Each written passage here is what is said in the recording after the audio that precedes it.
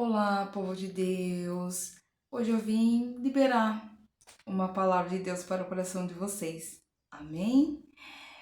Ontem à tarde eu estava lendo a Bíblia, estava folheando a Bíblia e eu tive algumas surpresas.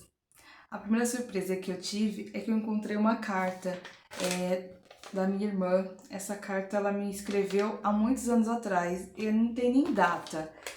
E nessa carta ela estava dentro da Bíblia, presa com um clips. E a hora que eu comecei a ler essa palavra, eu fiquei em choque. Porque talvez naquele momento, quando eu recebi a primeira vez, eu não entendi o que ela queria dizer.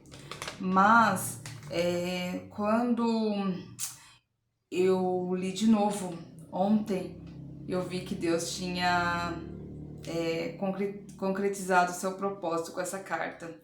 Se der, no final eu vou ler essa cartinha para vocês, porque senão o vídeo pode ficar um pouquinho longo.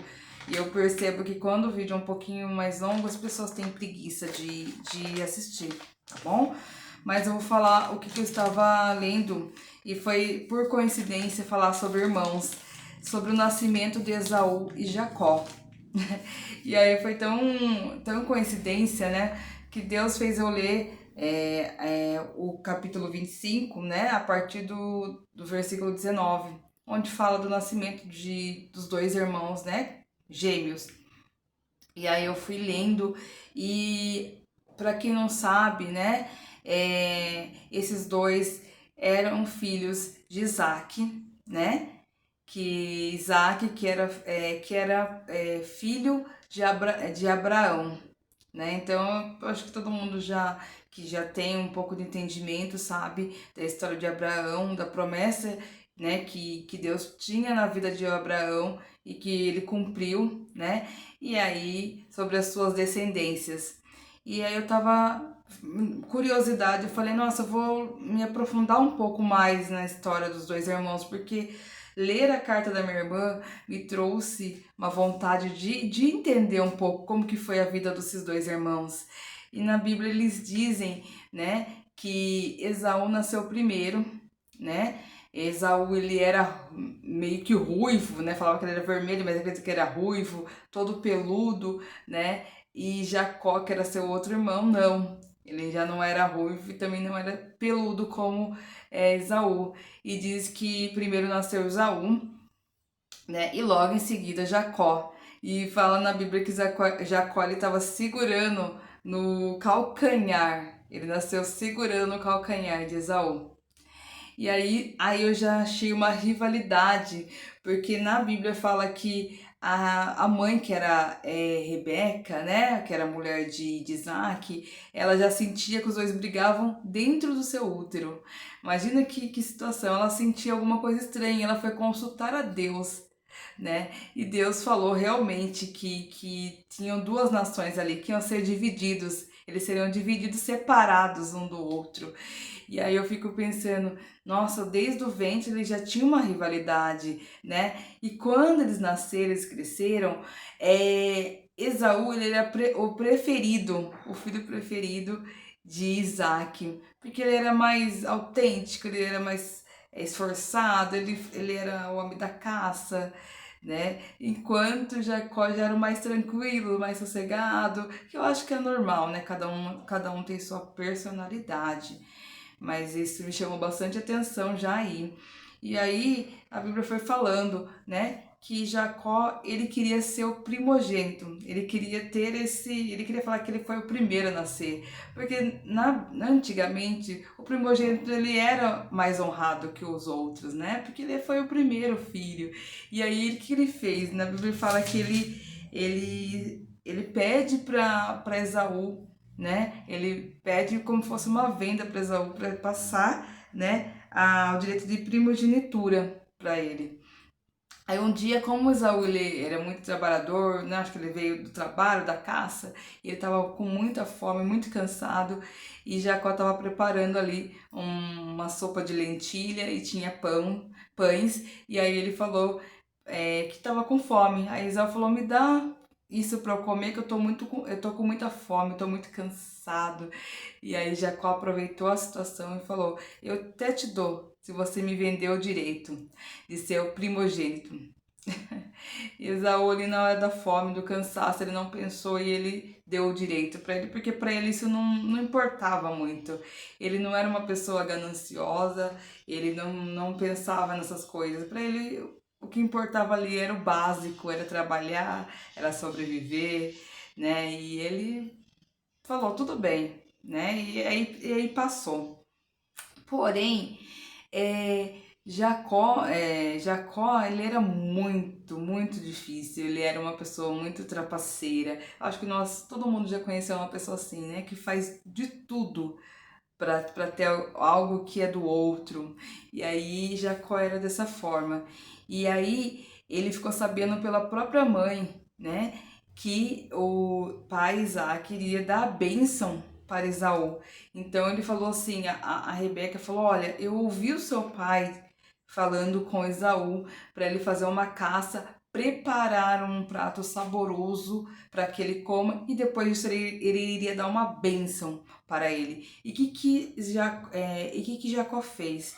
Ele se colocou a roupa de Esaú, né? Cobriu a parte de pelo, porque como eu falei, Esaú era muito peludo, né? Então ele falou: tomara que meu pai não perceba, porque Jacó ele já está, Isaac já estava com pouca visão, então ele já não enxergava bem. Então ele fez o que? Ele aproveitou a situação para receber a bênção no lugar de Esaú, colocou a roupa de Esaú, fez a Rebeca, que era a mãe dele, fez um prato saboroso lá do jeito que o seu marido gostava, Isaac, e aí ele foi lá. Foi no lugar, enquanto Esaú, coitado, tava aí lá, indo lá caçar, né? O Jacó já estava lá em frente ao pai, recebendo a bênção.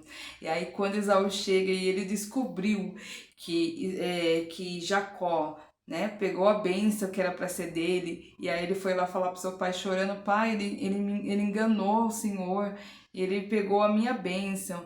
E Isaac também ficou muito triste com isso, né? Mas ele já tinha dado a bênção, né? Ele até abençoou Esaú, mas aí ainda Esaú ficou com muita raiva, né, do seu irmão Jacó e falou que ia matar ele, porque ele ficou com muito ódio naquele momento por ter sido enganado. E aí Jacó, ele fugiu. Ele fugiu para não ser morto, né? Que ele ficou realmente com medo. E aí eu fiquei assim pensando, né? Porque Jacó, ele ultrapassou o próprio irmão, né? Ele enganou o pai, ele enganou o irmão. E aí ele foi morar, né, na casa do irmão, né, do irmão da sua mãe. Ele foi para outra cidade, deixa eu até ver aqui o nome da cidade, que é muito difícil de falar, mas a cidade é que eu tenho uma memória super fraca. Adã Arã, tá? Da onde era a descendência da Rebeca, que era a mãe dele. E aí ele foi pra lá, por ordem mesmo da própria mãe, né? E pediu pra procurar Labão, que era seu irmão. E Labão, ele tinha duas filhas, tá? Ele tinha Lia, que era a mais velha, e não, ela era desprovida de beleza, como a gente fala hoje, não era uma mulher tão bonita, não tinha apetrechos, não tinha o corpo bonito, e tinha Raquel, a sua filha mais nova, que era linda, de corpo, de rosto, né? Onde passava todo mundo achava aquela mulher muito bonita. E aí o que acontece? Quando Jacó viu Raquel, ele se apaixonou, com certeza pela beleza dela, por tudo, né? Então ele falou assim para Labão, né? Eu vou trabalhar para você 7 anos de graça se você me der a honra, né, de casar com sua filha. E aí Labão, né, falou, ah, então tá bom, Labão foi espertão, tá bom. Aí na hora da noite de núpcia, a hora que ele vai, que ele acorda, ele vê que não era Raquel que estava lá, era Lia. E aí ele foi lá brigar com Labão, falou, você me enganou. Por que você colocou a Lia? Eu falei que eu estava trabalhando de graça pela Raquel. E aí Labão falou, não, aqui na nossa casa, primeiro casa primeiro a mais velha, a primogênita, depois a mais nova. Então você casou com a mais velha, agora você vai ter que trabalhar mais 7 anos de graça para ter a honra de casar com a mais nova. E aí ele aceitou porque ele estava apaixonado por Raquel. E aí sim foi.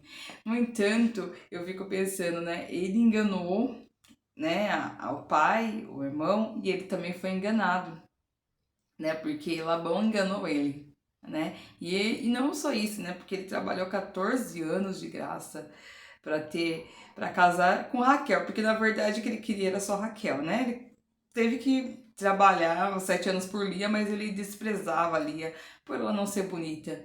E na Bíblia fala mais que Lia, ela sofria tanto com o desprezo dele que ela começava a ter filhos, achando que cada filho que ela tinha, ela achava que ele ia mudar, que ele ia começar a gostar dela, mas ele nunca gostou de Lia, entendeu? E aí, enquanto Raquel não conseguia ter filho nenhum. Olha que engraçado, né? Então, assim, eu falo que algumas punições que a gente faz lá atrás, punições não, o que a gente faz de errado lá atrás, a gente é punido. Porque, assim, Deus não vê o culpado por inocente. Então, quando a gente vai fazendo coisas erradas lá, uma hora a gente também vai pagar, né, por isso. E eu vejo que Jacó, ele pagou muito com várias coisas que ele fez de errado.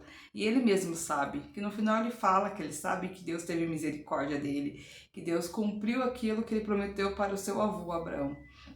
Mas enfim, ele foi um homem que fez muita coisa errada. E mesmo assim Deus o abençoou. Por quê? Porque Deus tinha uma promessa, né, que foi feita a Abraão e que seus descendentes também teriam que ter. Então, mesmo ele fazendo tudo errado, mesmo ele enganando, né, ele enganou também Labão, né, ele conseguiu fugir com vários bens de Labão, porque ele enganou também, e Labão foi atrás dele, mas no fim depois deu tudo certo, eles se acertaram, tá?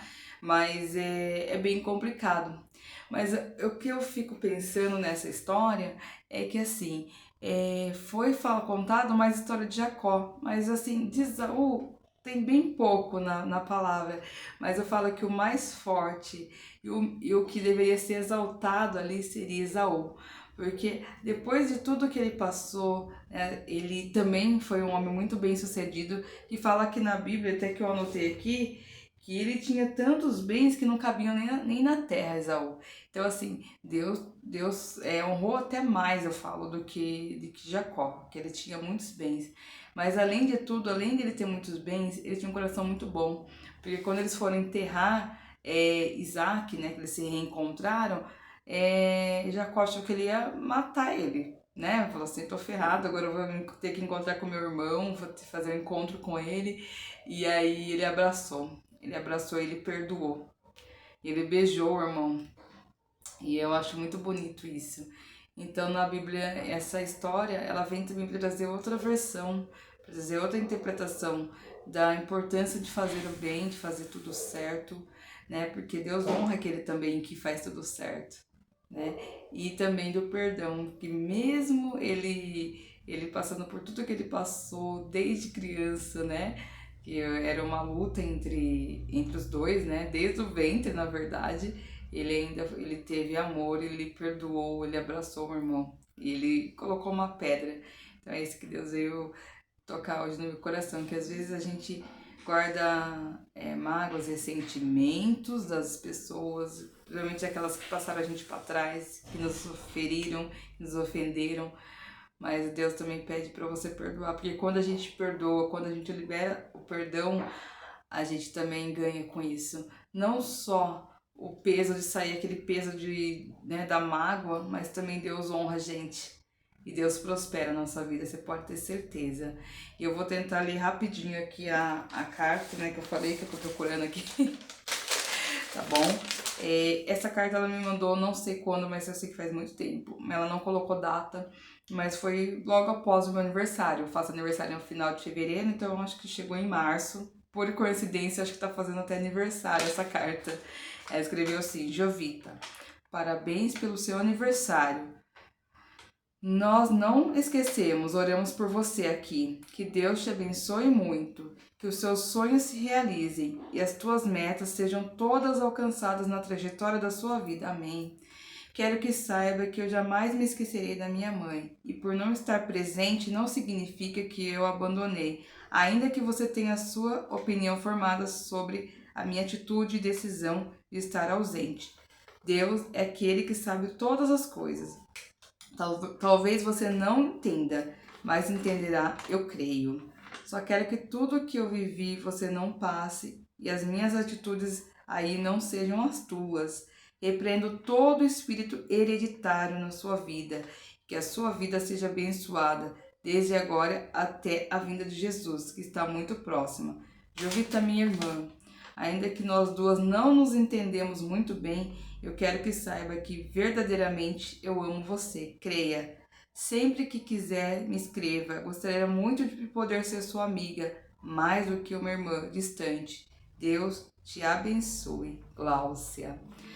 E, gente, essa carta ela veio na hora certa, né? Porque, como eu falei, Deus colocou essa carta primeiro, porque ela não estava aqui, não sei como Deus colocou aqui. Ele fez de tudo, né, pra colocar aqui dentro da Bíblia, porque eu leio a Bíblia direto, eu nunca peguei essa carta aqui. E depois veio com a palavra dos irmãos. Então, perdoe o seu irmão. Perdoe enquanto ele está vivo. Abrace o seu irmão.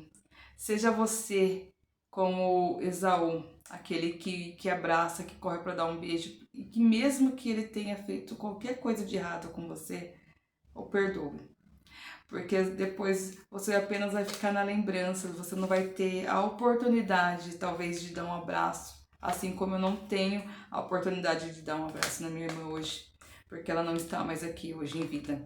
Mas eu sei que ela está em espírito, porque eu sei que essa cartinha chegou, porque ela quis que eu lesse essa cartinha. E é isso. Então eu tô até emocionada, né? E eu quero terminar esse vídeo por aqui, que ele ficou um pouquinho longo, tá bom? Mas um grande beijo, fiquem com Deus.